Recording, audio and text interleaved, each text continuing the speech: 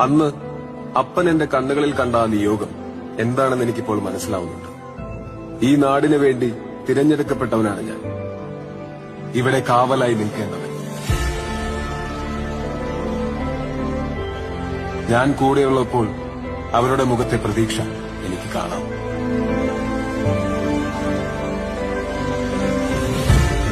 എല്ലാം ഇവിടെ അവസാനിച്ചു എന്ന് ഞാൻ കരുതുന്നില്ല. ചിലപ്പോ ഇതൊരു തുടക്കം മാത്രമാവാം.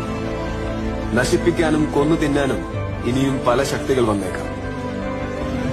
ആരൊക്കെ വന്നാലും നേരിടാൻ തയ്യാറായി ഞാൻ ഇവിടെ തന്നെ ഉണ്ടാവും, എന്റെ നാടിന്റെ രക്ഷകനായി, അവരുടെ സ്വന്തം